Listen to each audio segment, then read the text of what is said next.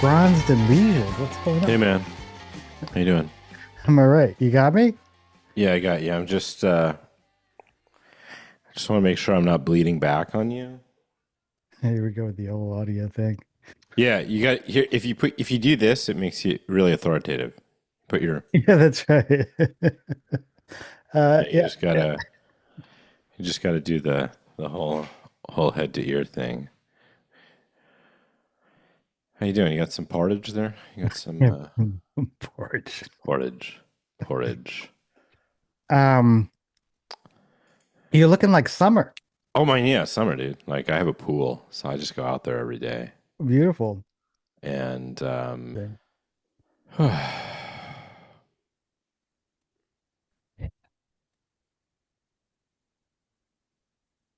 Super fun book. yeah. Did you like it? Yeah, I enjoyed it. I Yeah. mean, I sent you that thing. There's more than one point I where I was cannot cracking up. believe it's so funny that you pegged that right off. But yeah, I that mean, was exactly it. I'm sitting there on the tarmac someplace. Like, all right, let me get into this. I got a couple hours, and it's I mean, first of all, you're a very witty writer, as you know. Thank you. Yes, Yes. I do know, but it's good to hear. I don't mind hearing it. yeah, you are. And so, I'm there with you. Like, I need it, and I'm sure I've encountered moments, and sometimes, I guess I don't know what it is. You get to a point in life where you're kind of like, "Oof, I gotta get a costume for this thing that I'll maybe use once, but I gotta get it." And so I'm feeling you needing to get. No, you know what it was? I didn't tell the story in the book because it was necessary, but it was when I was getting installed into my distinguished professorship, and like there's a big formal event and whatever, and I was like, Right, I need like, I mean, it's not that I didn't have shirts, but I needed a new one. I needed a shirt that I'd not worn before. right. And so yeah, it was exactly that. It was Yeah. exactly I need a costume. Yeah. Yeah. And then when you sort of describe the scene, and as soon as it hit that one beat where it's like, I don't know, this is a showroom. You're like, what? Because I would do the exact same I shit. felt like such a fool, Exact same Julian, because like I brought, you know how when you shop, you bring the items you want to purchase to the register, right? Right. And they Right. had a counter that appeared to, I mean, I guess it doesn't have a register, but it was a counter. And so I brought the shirt up like a dope, it turns out. I brought the shirt up and I'm like, I'll take this. And like, oh, sir, you can't have that. Yeah. Yeah. And meanwhile, like on the internal retail walkie-talkie system, they're like code three again. Have you ever been to one of those like really, really, really high end boutiques for like, like leather goods or watches or something like that? And, there are rules. There are like rules about it's like, well, you're not eligible to purchase this item. You have to have been inducted into the eligible to purchase this item club by purchasing lower priced items at a certain frequency or something like that. Right. And you're like, oh, like there's a whole world here. It felt like that, but it was a shirt. Yeah. Felt like that, but for a shirt. Yeah. Yeah. So I enjoyed it. Super fun. How did it come about? hmm Yeah. There's the short story and the long story, Mhm. and I'll tell you both stories. Okay. The short story is I wrote this article about the stick shift transmission for the Atlantic a few years ago. End of the stick shift, because of like electric vehicles that don't have multi-speed transmissions, stick shift is really dying. And it was like explosive, like well over 1 million people read it, and I got all these emails and I and at that point I was like, what happened? And then my agent calls me, or my literary agent calls me, and he's like, people are calling me, like, do you want to write a book about the stick shift? And I was like, you can't write a book about the stick shift. Like that's ridiculous. Like nobody wants to read a whole book about the stick shift car. Um, but let me think about it. And so that like inciting event that people were really super interested in something, and I knew it wasn't just the stick shift, it was something else. That was the sort of proximate cause of the book. And then the ultimate one is like the whole history of my life in a way. Because I started out 30 years ago, like like making software, working on internet stuff, doing the early web.com thing and making games in that moment. And that was the stuff that like led 10 years later, well, first to the Persuasive Games studio and the Persuasive Games book, like around between like 2003 and 2006. And, I had this whole thing about like, what I thought was interesting about games and it was that they could make arguments and they could be about important topics like politics. And then that didn't really happen like in the world. Like we got YouTube and then we got like Twitter. And that was the polar opposite of the future I had envisioned. And so for the next 10 years, 2006 to 2016 or so, I was trying to make sense of, not that I was wrong, but I was trying to make sense of like, what do I do given that the environment I thought might be possible wasn't possible? And I made a big shift there from like an interest in software and simulation and games and the aboutness of things and like complex systems to play. I was really interested in play and like the idea that what made like games interesting and then by extension everything else interesting was like that they were these systems that you could like just interact with and figure out what they were good for or not good for. And that was what I was thinking. That was 10 years ago now. And this new book is really it's like a more extreme version along that path or another shift. Because I realized, not just with the stick shift, but like, writing about slippers or writing about slushies or writing about like all the random stuff that I've written about over the years and thought about and been obsessed with my whole life, ordinary stuff. I realized, wait, like, you don't need the games at all. Like, you don't need the play even. Like, Mm. it's just like interesting and compelling and magical to encounter ordinary objects and experiences in the world and Yeah. just to spend time with them. Um, and that's like the longer. So it feels like a little bit of that's not a culmination or something. It's just like like the logical conclusion of signals the world had been sending me for a long time. Um, and that's like a longer version of where the book came from. Yeah. Um, it sort of leads to a question that was kind of swirling around because knowing you for some time and having read your work, the relationship that you're creating to the with the reader to these kind of almost like boring everyday mundane objects has a, and I'm glad you mentioned in the book, like there's this, at one point you're like there's the kind of Seinfeldian Yeah. kind of impulse, like, do you ever wonder why, or Yeah. that kind No, of no, thing. right. Yeah. Andy Rooney, um Seinfeld kind of neighborhood, right? yeah, Yeah. I mean it really works because then someone can associate with something that they're intimately familiar with, the coffee cup or the bubble wrap or the Diet Right. Coke, or I don't know whatever Yeah. happened to Tab. Like you were doing a lot of Tab stuff back in the day. Oh, Tab got discontinued though. Yeah. Yeah. I Um, miss it. a sad day indeed. If you want like a quick digression on my love for Tab, just Yeah, go because on. you brought it up, I realized the reason I like Tab is I like bitter tastes, like Mm, bitters drinks, and saccharin, which is in Tab, has a bitter aftertaste. It's actually one of the reasons saccharin was less successful than NutraSweet or Spartum on the market generally because people like sweet stuff. But I love Tab because it had a like kind of bitter taste to it. yeah, I never got into Tab, but I got a sweet. I'm more on the sweet side than the You're bitter more on side. the sweet side, yeah.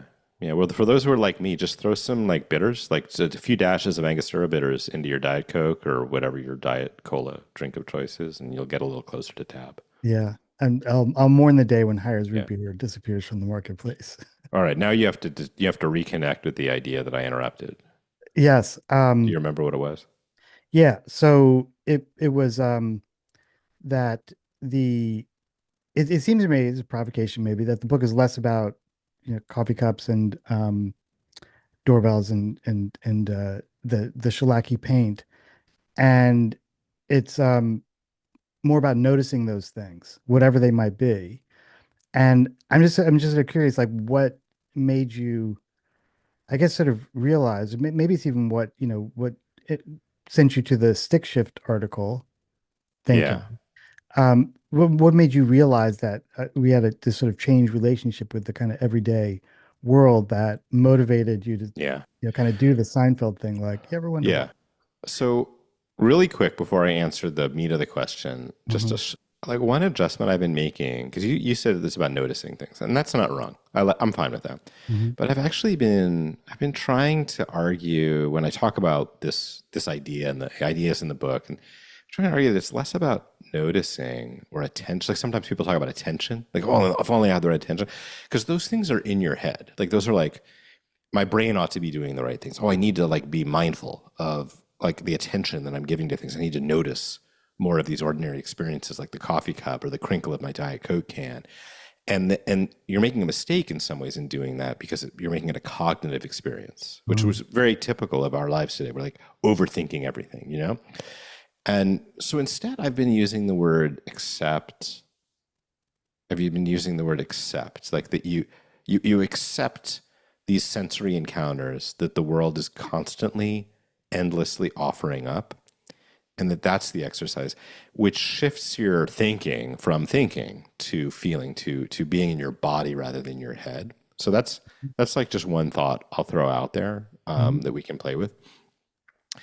The answer to your question, I think one reason the stick shift such a useful moment for me is that as someone who has written about, been a critic of, been a creator of computer technology for so long, we have this idea that where the opportunities or the problems of the world live is in our computational lives, you know?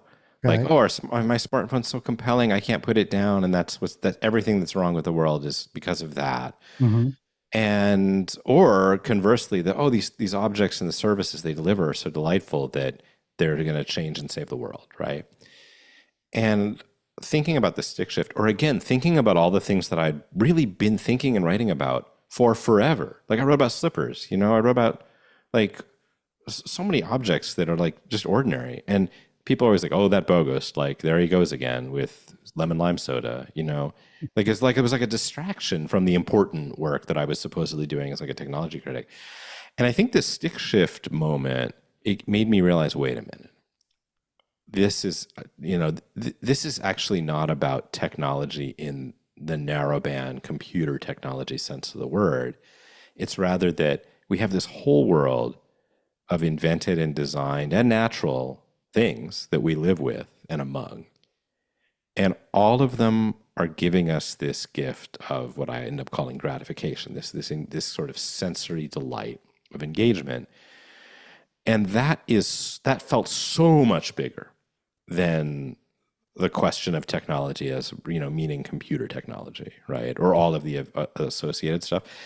And then when I thought back on my life as a professional and as an ordinary person, it was like, I've been chipping away at that marble block for a long time, actually.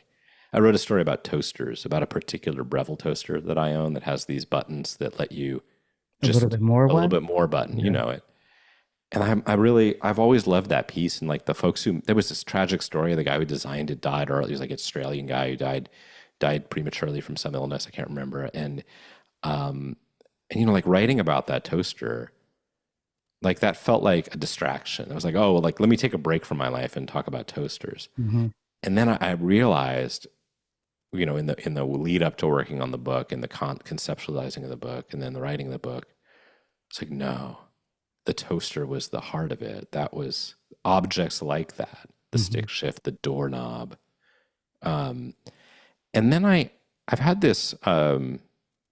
I have a philosopher friend named Graham Harmon who's been really influential for me, and He's your friend? Wow. yeah, he's like he and I like run in some of the same weird object philosophy Yeah. circles, and Yeah. he's been like I've been reading him since 2002 when his first book came out, and he has this idea that like an interesting way of thinking about anything is when you posit some premise, like imagine the most extreme version of it.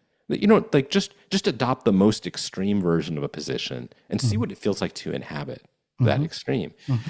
And so I did that with this concept. Like, what if it's not just toasters or it's not just automobiles? It's not just like objects, like parts of the design world that we think of as deserving respect. Maybe a toaster doesn't deserve respect already, and maybe it's more like the Audi automobile or the iPad or something like that that does.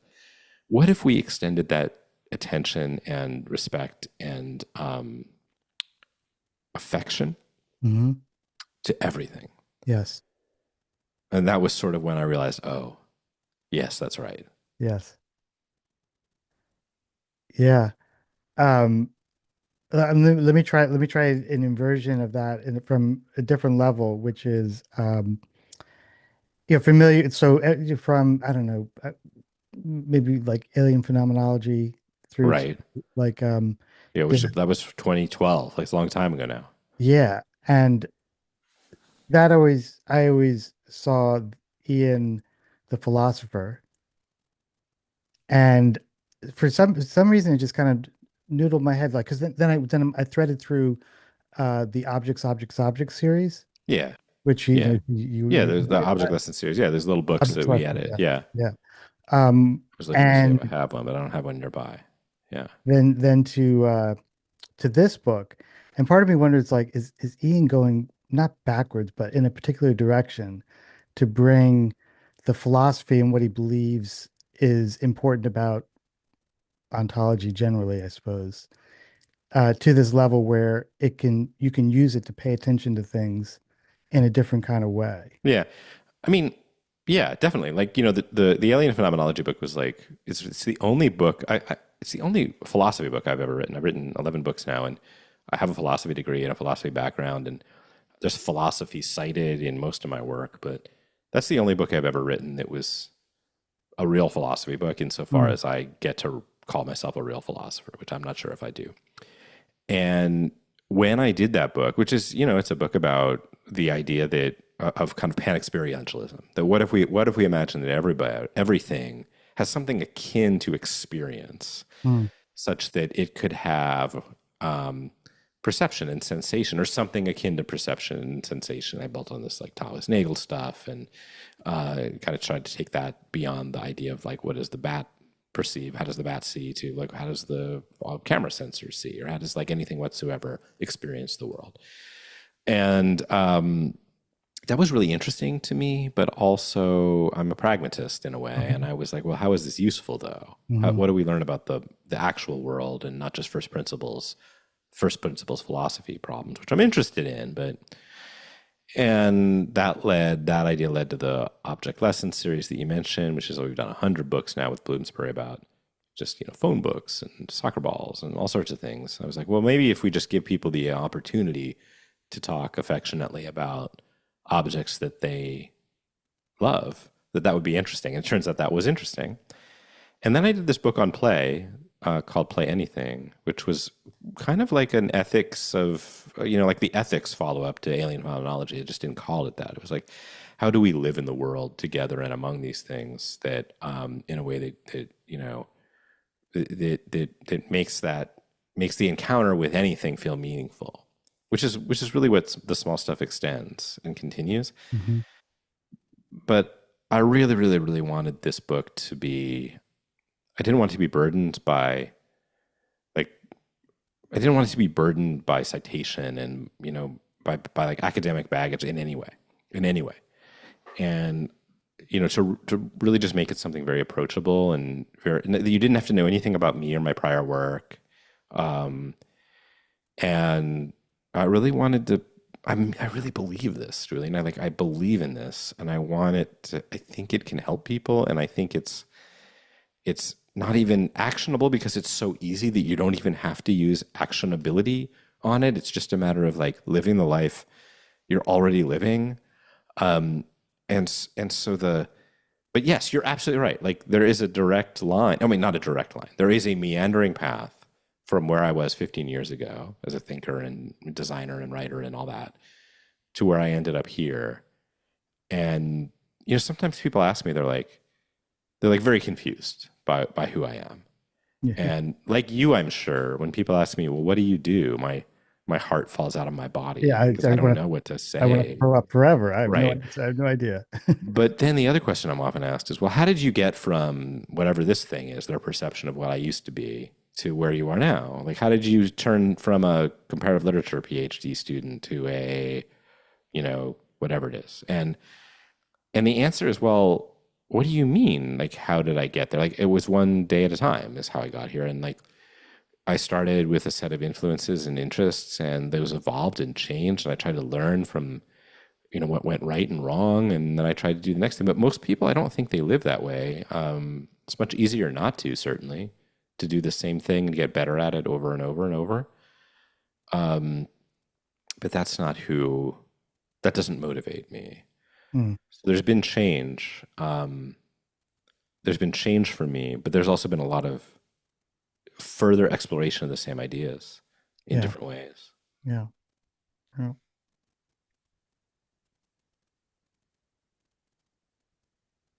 And I actually think that's a kind of important lesson for that the small stuff book tries to get across. I mean, it was in the playbook too. This sort of idea that what fun is just the discovery of novelty and familiarity, and that like boredom and repetition are intrinsically interesting functions of a meaningful life, even though they seem like they're not.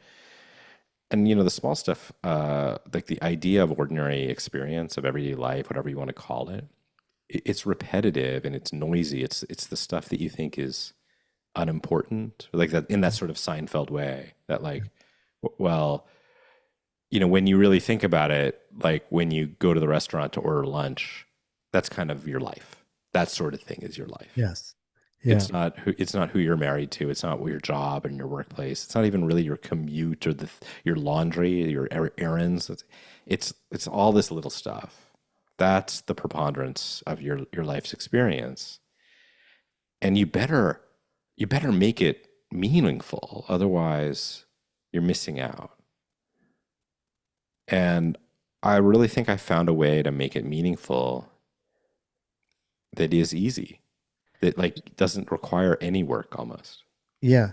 There's a whole bunch there. There's a whole bunch. Hmm. Probably because I've been reading your book. I was on a kind of panel discussion this morning, very early in the morning, and one of the one of the questions that was sort of thrown out was it was just like, kind of what's your closing remarks or whatever. And um I might be misusing noticing, but I'm going to take your advice and try to refigure it. But the one thing that came to my mind, I'm sure because I was immersed in your book, was that there's so much value in the kind of encounters that I think you're referring to. And I gave an example. Um, I'm a big The Bear fan, the Oh television, yeah, yeah, yeah, sure.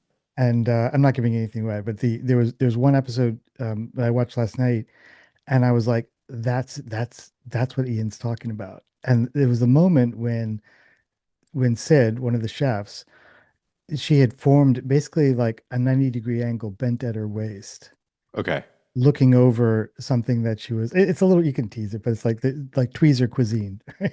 It's like, I've got this one sprig of mint that must just be planted ever so thusly here, but she was down, like, you get the sense that like her nose is basically at the plate to get it just right. I get it. I get it. I don't think I've watched this episode yet, but I've started watching this is the new season. The new Yeah. season, yeah, I'm sure it happens like zillions of times, just because they got to show that level of care and No, but it was attention. clearly directed though. It sounds like it was clearly directed.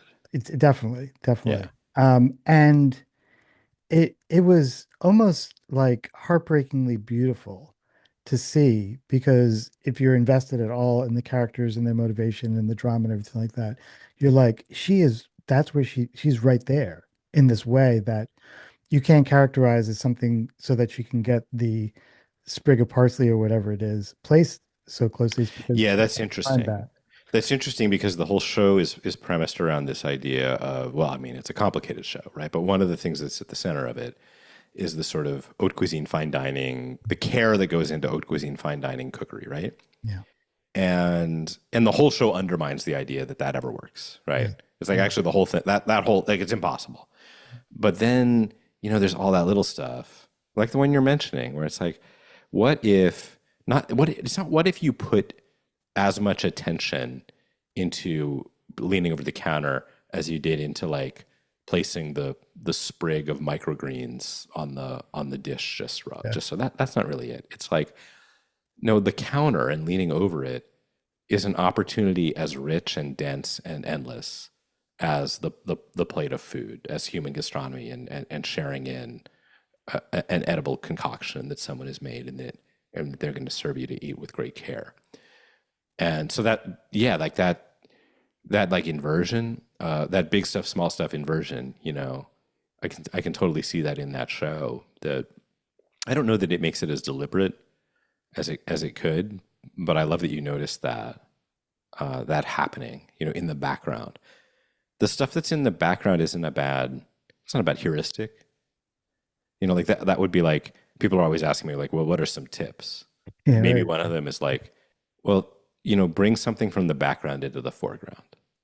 Like when you Yes. just spend a little bit of time in your day and think, well, what's something that I'm like taking for granted that I Right. don't think is important, that I'm dismissing or casting aside? And what if I brought that into the foreground and just spent some time with it? Yes.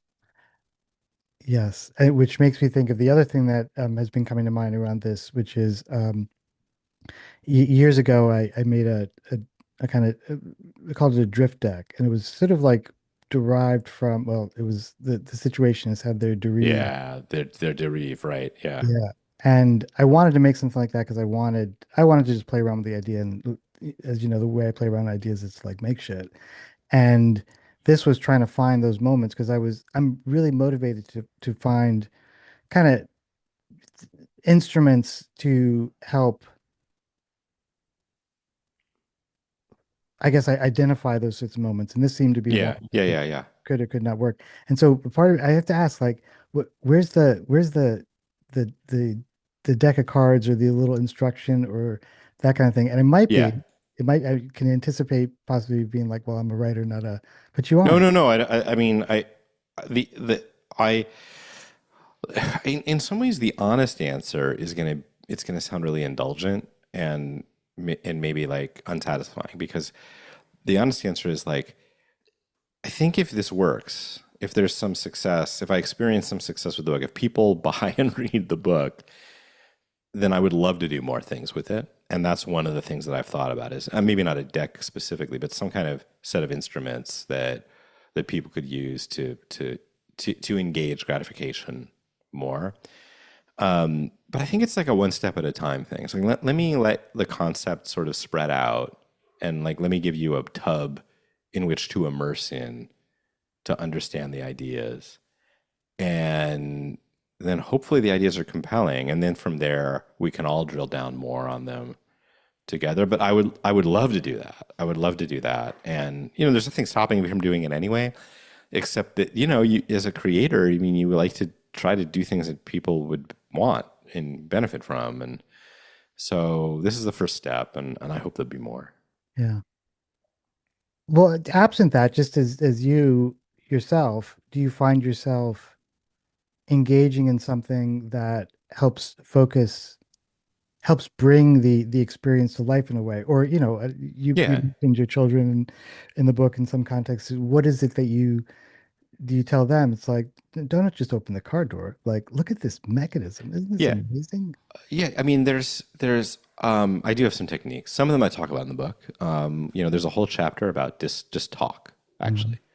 That one of the best things you can do to make these experience of sensory encounter, this sensory magic of ordinary life, feel less weird, like less Seinfeldian and more just, oh yeah, that's no, of course, Yeah. is just to talk about it. And I found that when any of the examples that I talk about in the book come up, people have their own versions of them, or they're like, oh my gosh, yes, that's so frustrating, or that's so delightful.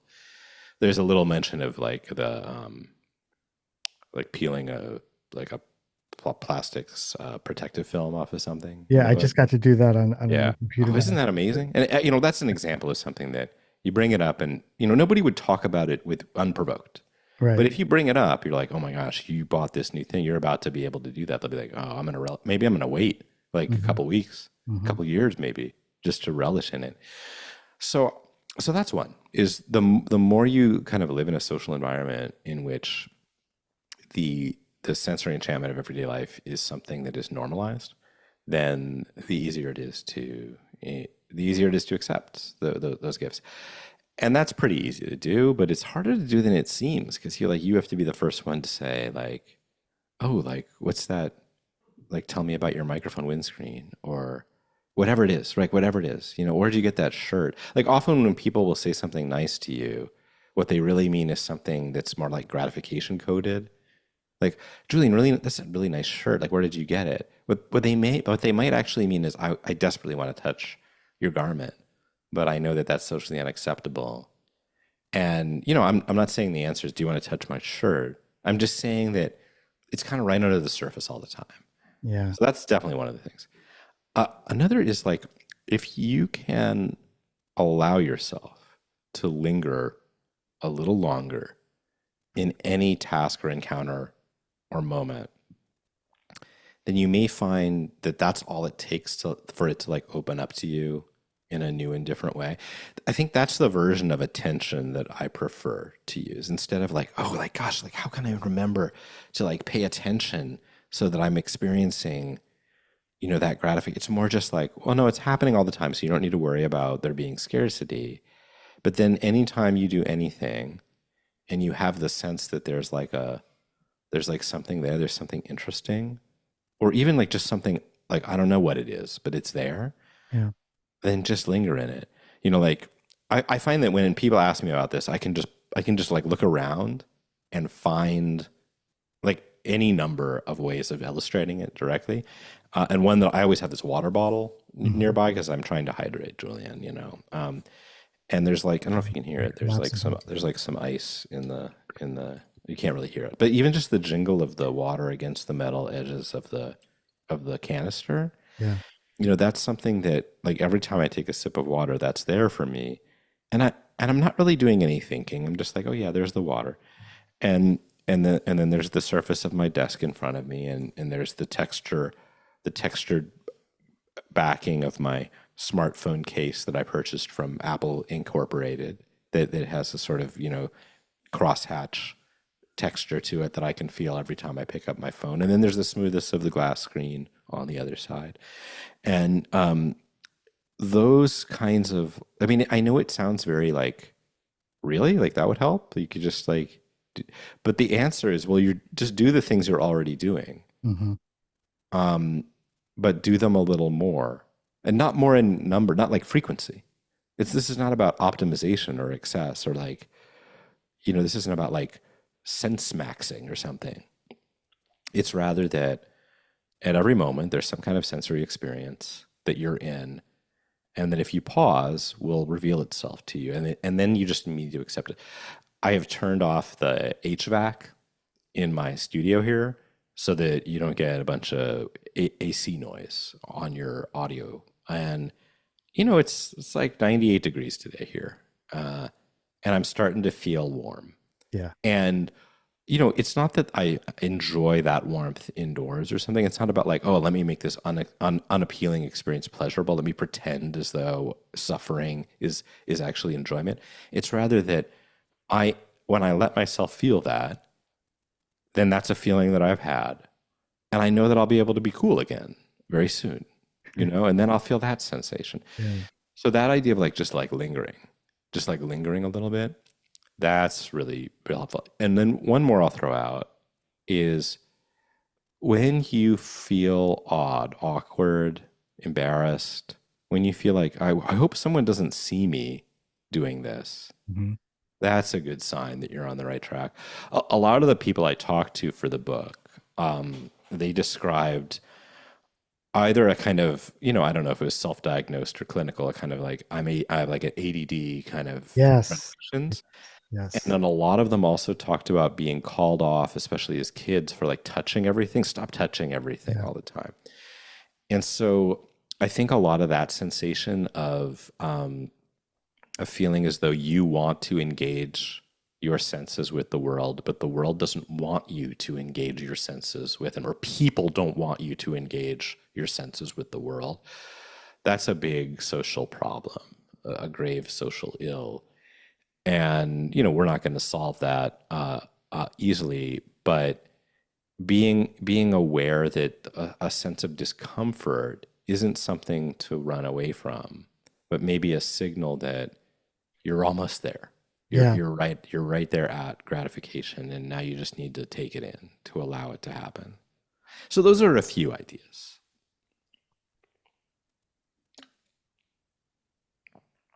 I know what you're talking about. And something just else came to mind, which is a few weeks ago, a fella in the community shared some work that he was doing, kind of, in the speculative design, future design kind of Yeah. wheelhouse, I guess, that was about neurodiversity Uh-huh. and a range of work that he was doing. But the conversation led to discussions. It's a group of people, mostly, pretty nerdy. Yeah. Um, who isn't on the spectrum? So a bunch of people there, probably who are wondering a lot about the neurodiversity topic or question in the context of AI. And the wonderment kind of led to this perspective as a speculation. If whether it's true or not, it's part of the discourse. Like if AI is going to normalize everything down to the least common denominator, writing, thinking, creativity, image, Mm-hmm. whatever it is, then aren't the real winners like the neurodiverse who are always sort of looking at the world orthogonally or experiencing it in ways that we don't quite, that they have to normalize themselves to sometimes great pains in order to function in the world. Mm-hmm. And part of what you're describing, I can relate to. I don't know if I'm on the spectrum, but like I said, who isn't at some level? But the idea that there's something else to be seen in the world that is you know I don't know if like below or adjacent to, or if you just, like you put it, if you lingered for a moment, you can bring yourself to a level of kind of introspection or awareness of some aspect of the world. And it also makes me think of, like, sometimes if you're a filmmaker cinematically and you need to show that someone is high or something, they'll just be kind of like looking around at things, or Yeah. Yeah. seeing Yeah. something Yeah. Yeah. else, Like as if they don't have a touching focus. something, or just like you're touching their face, like, oh, Yeah, I do. I mean, there's a lot to say here, and I want to be. I want to say what's in my head deliberately here. I think that it's interesting to me, this drive we've had for years and years now, first to pathologize what I'm going to call curiosity, that mm, that if you are like deeply interested in a lot of things all at once, that there's something psychologically or neurologically wrong with you. And then on the flip side, to like renormalize that pathology into, this sort of neurodiversity recompense, or what would you call it? Like, kind of reparations almost, mhm, right? Like neurodiversity reparations. And I'm not an expert in this area, and I don't really have an opinion about the clinical nature of something like that. But when I hear you say, like, I'm probably on the spectrum, who isn't, like, that's just like a really interesting way to approach the problem. Like, maybe because what it doesn't occur to us to say is, well, like, I'm really deeply curious about a lot of stuff, mhm, and it's actually very, very, very, very hard today to be curious and to express curiosity, real curiosity, like real diverse curiosity. And I feel that way. I mean, like, I feel almost like infinitely curious, like just there's nothing that I'm not interested in or potentially willing to engage with. mhm, And that kind of, so I think that, in other words, like trusting curiosity as a virtue, maybe a first virtue. mm, And then if you reframe some of that drive or those sort of inclinations or predilections as being driven by curiosity or acceptance, willingness, openness, that would be another way to put it. I'm just open. yeah, I'm open. I'm willing to accept what you give to me or what the world gives to me. Again, like that feels like a virtue, rather than like, what's wrong with you that yeah, you're yeah, interested in these 10 things? Can't you make up your mind? yeah, Like, and then to pathologize that explanation and say, well, we need to make sure that you can focus. Because if you can't focus, you're never going to get ahead, son. yes, And like that kind of thinking, well, I don't know that it's helped anyone, let alone helped us kind of culturally. But also it excludes so much. Not just like professionally, not in terms of goals. That's another way of thinking about the themes of this book, that we're very, very future oriented and we're very goal oriented. And gratification is not a goal or future oriented activity, it's a Hmm. present tense Hmm. activity. Hmm. And it's about the experience you're currently having, because the experience you're currently having can only be had if you have it in the moment. Hmm. This is really important and unintuitive, even though it's obvious. Like, you cannot save up the sense of heat or cold in the air around you at any given moment. If someone hands you a cup of coffee and it's a little too hot and you have to put it down again, it's not like you can sort of store up that moment for later and be like, I just want to recall that when it's more convenient. When you walk out of your home or apartment in the autumn and there are leaves on the ground and they're fresh and dry because it hasn't rained, but they're not yet decomposed, and you can hear and you can crunch through them with your feet. That's not something you can save up. You don't put them in bags and then, I mean, I guess you could, but like the idea that you would do that is so totally against the experience of not living in the moment, Hmm. but simply experiencing the world as it's happening to you right now.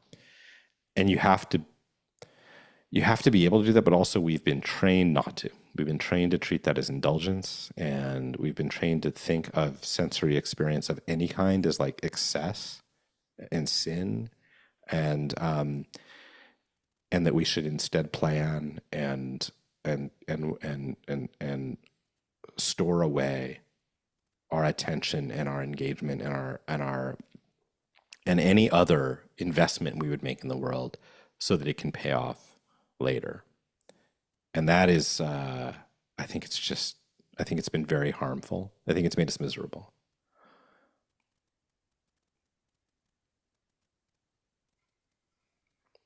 So I guess the question is,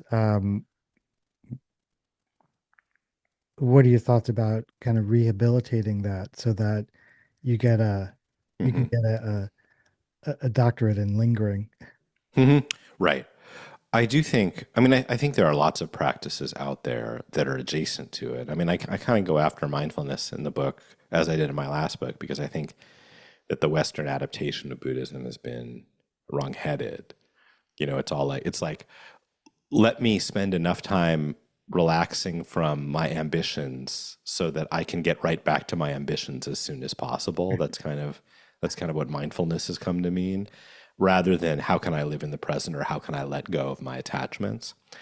But there's lots of kind of somatic practices that people pursue. They all feel very like new agey in a certain sense. But I try to explain in the book that the interesting thing about your sensory life, about your embodied sensory life, is that it's always happening to you, whether you like it or not, whether you notice or not, whether you do anything with it or not. It's constantly happening to you. And so earlier we were talking about like foregrounding something in the background. Mhm. Like, if you can foreground something that was previously in the background, and then you allow yourself to encounter it, it's always right there. So when you talk about like reclaiming or rehabilitating this sensation, it's kind of like the wrong way to think about it in a way, because it was never lost. Mm. It's just a matter of, we don't need new lives. We just need to live the lives we already have, like a little bit differently. But the phenomenon of disconnection, which I call dematerialization in the book, the thing that has forced our withdrawal without our choice Mhm. from engagement with the world, stuff like the fact that you don't have a stick shift or you wave your hands under the automated faucet in the airport restroom, or the door doesn't open because it's been mechanized for fire code reasons, or you don't read the menu, you scan the QR code, or you don't talk to so and so down the hall about your accounting problem. You just are supposed to log into Workday and enter data yourself. All of that kind of stuff. That's also not really going to change. We're not going to recuperate that Yeah. that that prior world where we had all these like diverse sensory encounters as a part of daily life. You're not going to start licking stamps again. You're not going to start dropping those stamps that put on letters into the mailbox anymore. You're just going to send emails. You're not going to use a Western Electric style telephone handset Right. ever again. And even if you bought one of those like nostalgic throwback things, like they have those where you can plug them Yeah. into your iPhone, Yeah. you're just it's just a band-aid. You're just being you're recognizing the problem but mistaking the solution as one that lives in the past that you can carry forward. Yeah. So you don't have to change your life is the lesson. You just have to like make a very small trim tab adjustment to the life you're already living. And you can change your life if you want to. I mean, that's fine with me, right? But you don't have to experience gratification. I think this is a total mind bender because it means that all the stuff you've been told about where happiness lives, where contentment lives, might be wrong or might be incomplete at least. Yeah. The moment you start to feel unhappy, malcontent, you're like, oh, maybe I live in the wrong city. Hmm. Maybe I'm with the wrong person. Maybe I'm married to the wrong person. Maybe my kids are the problem. Maybe not having kids is the problem. Maybe my job is the problem. Maybe I need a new career. Maybe I just need a new job. Which one is it? I don't know. I got to figure it out. I got passed over for that promotion. Maybe I just need to go on vacation. And then you go on vacation, you're like, oh, this is amazing because you're like sensorially oriented. And then you come back and you're like, oh, the vacation wasn't enough. So, you know, this sort of idea that that contentment comes from infrequent big payoffs, we do have to learn not to abandon that, but to amend it Hmm. with constant, much, much smaller payoffs. And maybe to stop thinking about them as payoffs that we've invested in, but rather just encounters that are constantly happening, that the world is constantly bringing to your feet and your fingertips. And that is an exercise that, oh gosh, how can I put this? I think people want it to be hard because they've been led to believe that change always requires effort and that effort means that you are doing something worthwhile and that pain means that you are succeeding. Hmm. And that kind of like grind set mentality is just everywhere now, right? And so if I tell you, well, Julian, like, what if you just run your hands under the water? And doesn't that make you feel alive? You'd be like, well, it can't be that simple. But I'm telling you, it is, I think it's that simple. Yeah. I guess what I'm also wondering is how the maybe rehabilitation was maybe the wrong way to put it, but more like can we find a way to erect a world in which running your hands under the water and allowing Ah, yourself to feel satisfaction is like is socially acceptable, or without saying like, oh, I mean, or okay. Yeah. my thing. We've talked about this a bunch. It's like, man, I don't know how to get there, but wouldn't it be cool if there was a world where you could take AP imagination? Like somehow that feels like that would be an element of a world in which now imagination, which is kind of like, sort of my thing, is Yeah. something that's like, oh my God, that's amazing that you're doing that. And you don't have to give it up when you're 7 years old, the first time you feel like Yeah. your No, promise I is think that's abandoned. interesting. Right. Um, what I thought you were going to say is like, I thought you were going to ask kind of the design question. Like, can't we design this back into the world? Right. Mm. Yeah. And that's a different question, but it's related too. And I think the answer to both of these, both the like kind of, it's almost like a question of ontogeny, of upbringing, of like Mhm. becoming a person that you're Mhm. asking, which Mhm. is different from that of like, how do the professionals who build the built environment make it more gratifying? Both of those, I think, are really viable, valid, super interesting, extremely difficult problems to solve. And I'm interested in them. And I'm even interested in thinking about solutions to them. But before I started thinking about that, I wanted to give ordinary people, of which we all are, like Mhm. we're all professionals, but then we're all also ordinary people. I wanted to give ordinary people the space to just feel the loss and to Yeah. recognize that the loss, that they didn't really lose it. And to say, which I explicitly say in the book, it's not your fault. Like if you feel disconnected, if you feel ungratified, that wasn't because you made an error. You didn't do anything wrong. The world changed around you.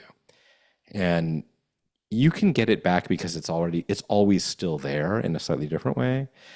And then maybe after we bolster that feeling, if we feel a little bit more of a like a foundation of gratification as one component of our contentment diet, if that's a phrase that we can use, Yeah, like that. then maybe we could get to the point where we're, re-educating ourselves or redesigning our world, because we do have to believe in it in order to invest in it.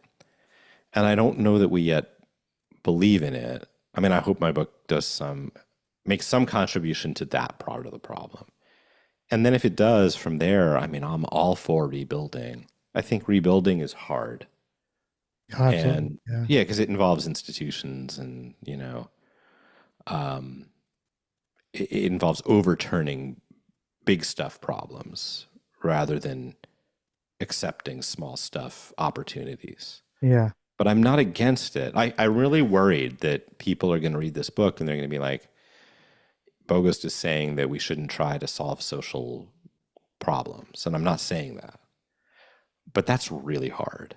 And I do think there's stuff we can do in advance of those kinds of solutions that will make us feel better and maybe even give us like the fuel Hmm. to get there, to put some gas in the tank.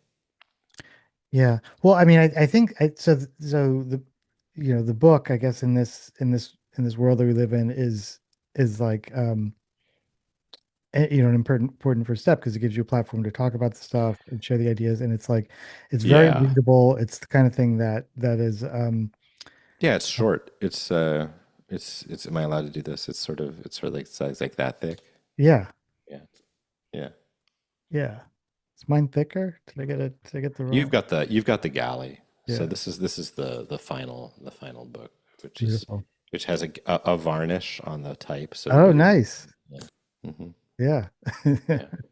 Um, so yeah, I get the, the intractable kind of institutional problems and like, what are you talking about? Policy? Forget about it. I'm not interested in that. Like, but the finding the way, that I guess that's why my mind went to like, what are the other mechanics? Like, I'm not trying to, plan your whole, your marketing push, but, like finding what are the other ways that, I don't know, that the conversation propagates, but Yeah, I mean, it's people need to tangible. have they need to have commonality to solve problems, And I think one kind of commonality, like, one of the things I suggest and recommend in the book is that, you know, do do something in your non-work, non-home life time that gives you different or orthogonal sensory encounters than the ones that you experience every day, you know? And you're just trying to build like a little bit of a greater diversity of sensory experience. And not to any end. I don't mean like have a side hustle, right? Um, just do something Yeah. that feels that when I say it feels different, I mean that literally, that feels different, Yeah. right? And I do think that there's a certain I know I just said it wasn't about effort, and it's going to sound like I'm talking about effort, but you need to spend a little time getting used to living that way Yes. before it becomes like an ingrained value. I mean, one of the stories I tell in the book is kind of coming to terms with my gelato making hobby as just a like thing I do, like a meaningless thing. It's not meaningless, but it's not like it's not going anywhere. I just Hmm. make ice cream sometimes, Yeah. and I think all of us have that like drive, that sort of ambition that everything we do ought to pay off in some way. Yeah. And it does take a while with anything. What's that good for? It will be like Yeah, I yeah, told you're me. always asking. Yeah. Yeah. And even if the thing it's good for is very localized, it's still about outcome rather than experience. Hmm. And, so like when I make ice cream, I made some ice cream this morning. Okay. And I am pretty good now at negotiating between experience and outcome because I want the outcome too. Like I want the ice cream to taste good and I want to share it with my family and my neighbors. And that's an outcome, Hmm. but it's pretty low stakes. And sometimes it just freezes. Look, my stabilizer game is pretty good now, so it'll last in the freezer like quite a long time. Yeah. But sometimes, it just gets freezer burn and I throw it away again. And I'm like, that's okay. That's Yeah. all right. So I know it's a ridiculous example, but they're all kind of ridiculous examples. The more ridiculous, the better, in a way. Yeah. Um, any experience of frustration too is usually a sign of maybe either dematerialization, like gratification lost, or maybe gratification reclaimed. Like, I mean, I don't want to be too prescriptive about this. I don't want to tell you, oh, the next time you're trying to get the faucet to turn on in the airport bathroom, do this instead. That's not what I mean. But even those experiences that feel like they are less rich and Hmm. less textured than they once were, they still are kind of pretty rich and textured. Like, why do you think you want to pick up your smartphone all the time? It's because it's delightful to touch. Hmm. Hmm.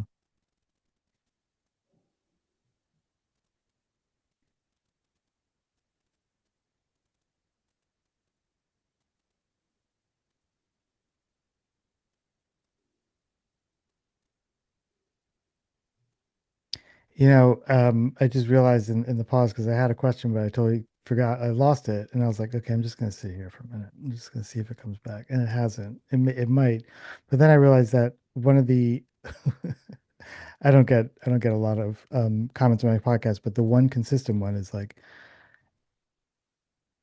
Julian, your silent pauses are amazing. Yeah. I And mean, it was as a, it was like yeah, kind of a thing where it's just yeah.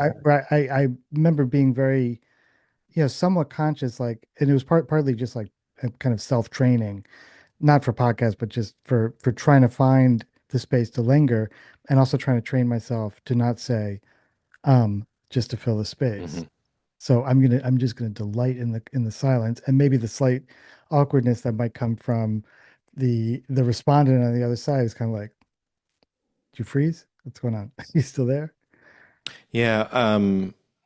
It is I mean, as a professor, of course, we're sort of trained by experience more than by training to linger in those silences. You ask a question to the class, and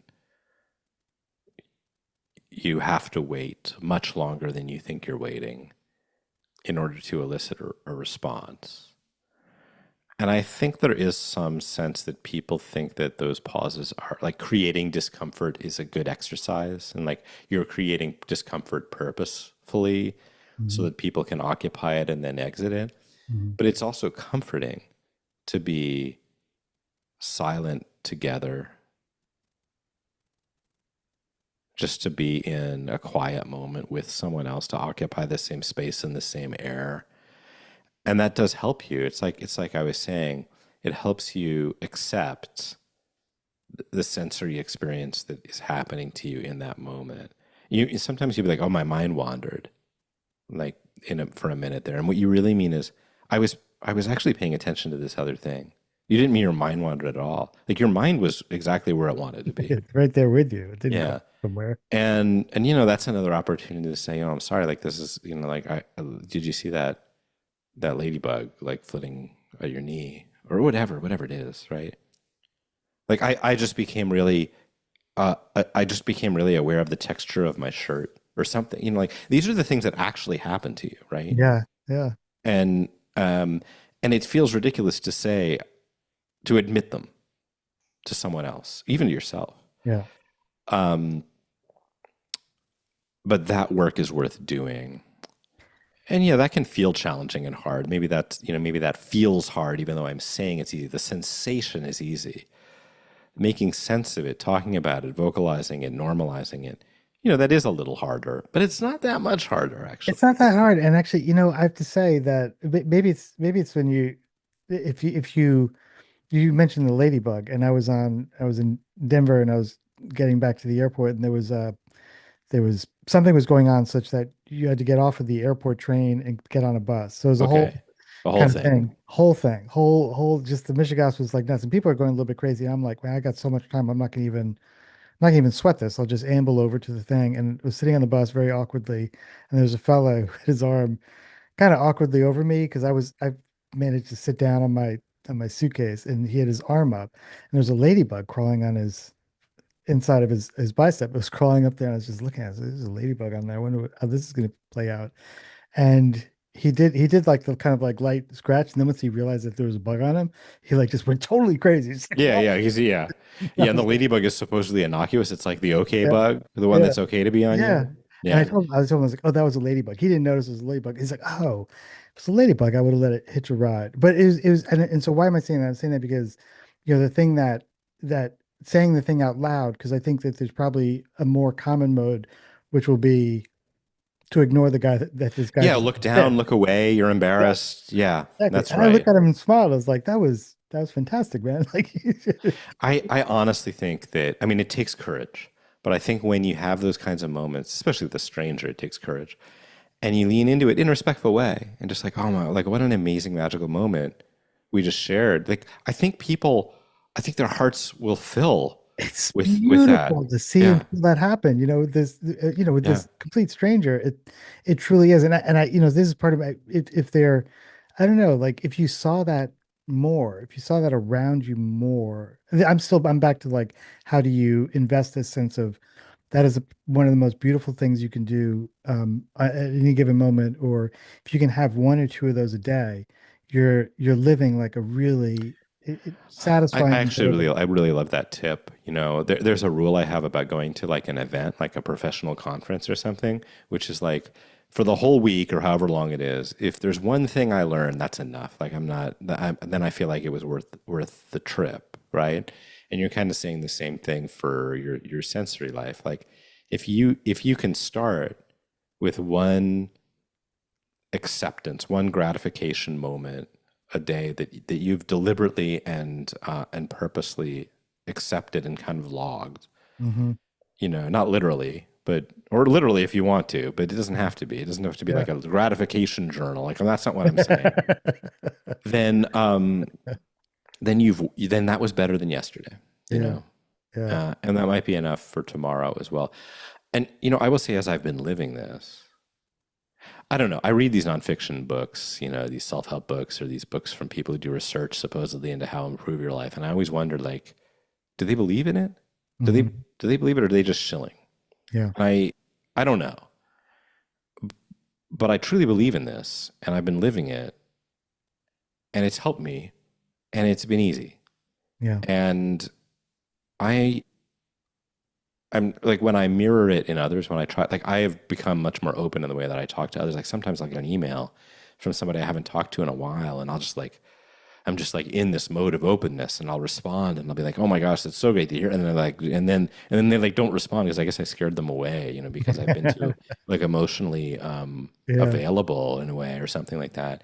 So you do have to temper it a little. There's an intensity to to like living in your body Yeah. fully Yes. with the world because you're not supposed to have a body at all. That's sort of where we're at. It's like weird and embarrassing, and you're just supposed to hide it away and keep it out of other people's way and not use it. And you cannot, like, you cannot. And Yeah. so getting back into that physical life is, yeah, it's challenging. But if you can bring a few people along, then it'll be easier. Yeah. I remember the thing I was gonna say. I don't know how but it came to my mind. Getting back to the bear. So there's a scene. I'm not giving anything away. I don't think. Not a plot point. It's more like a moment where cousin, who's just really anxious, just can't settle down. And he gets into his car, or he gets in his car and he names everything he's touching, Uh huh.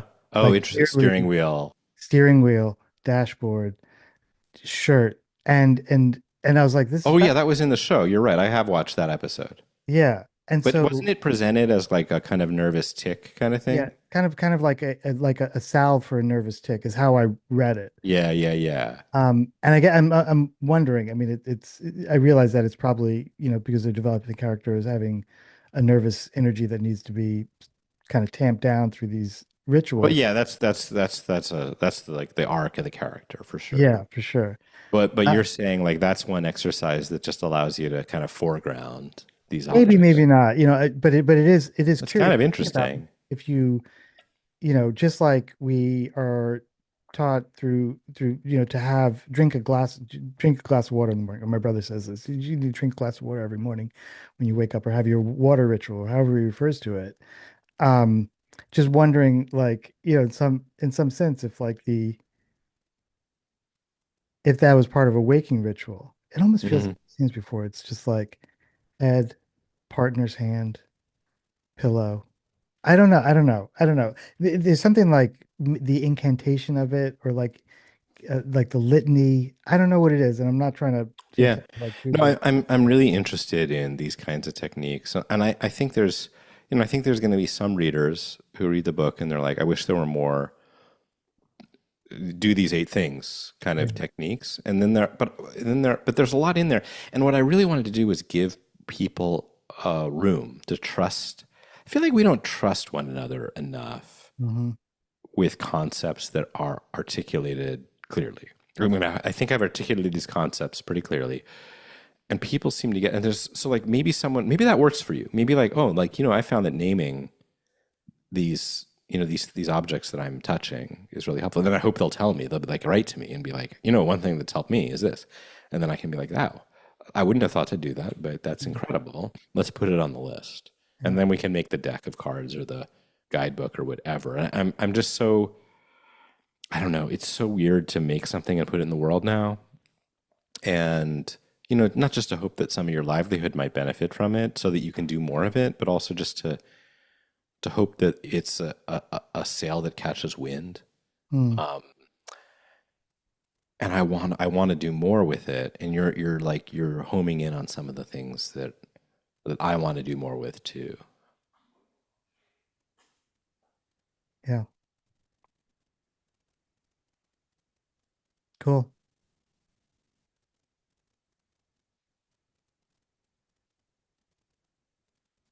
And then like just as one last thought, maybe Sure.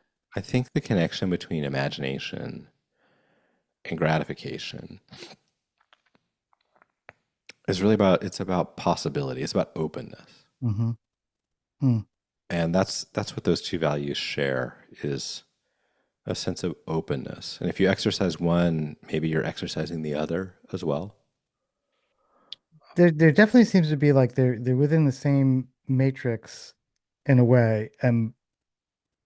Yeah, in some ways that I couldn't possibly break down in a moment, but the feeling of, Yeah. you use the idiom curiosity, which I think also has a resonance, like wondering, being Yeah. able to. I've played around. It's probably silly, but I've just been playing around in writing, to interpose or put wonder and wander in juxtaposition. I'll do wonder slash wander, or let's wander. Oh, it's a very But 1990s theory of you to do a verbal pun like that. Yeah. It's um, kind of delightful to hear. We're still doing that. Yeah. Wonder, wander. wonder, wander. Yeah. Um, because it feels like, we're trying to get someplace different, and we didn't bring it up because I think it's sort of unspoken, and I mean, it's spoken in the book, but our relationship to technology, the question is, has it taken to us a place where our ability to Yes. wonder and Yes. wander. Yes. I Yeah. Oh, this is too big a topic to bring up this late in our conversation. So I'll try to say something very precise and hopefully definitive about it, Okay. which is that I think we have over indexed for the problem of technology. I think we've over interpreted the problem of technology to be more than it really is. We're And when saying you it's more than we're you're saying. saying it's bigger problem than it really is, which Got isn't to say it's not a problem. Like let me make sure I don't get roasted online here. Um, but the rest of of your life and the rest of the world is so big. Yes. It's still so big, even as it's become marginally smaller because of these forces that I describe and that others have described and lamented. It's still enormous. Yeah. Yeah. I think I get what you're saying. There was a question, I think I was telling you about earlier, where someone said, like, well, what about, don't you worry about how much the kids are using their iPhones or whatever?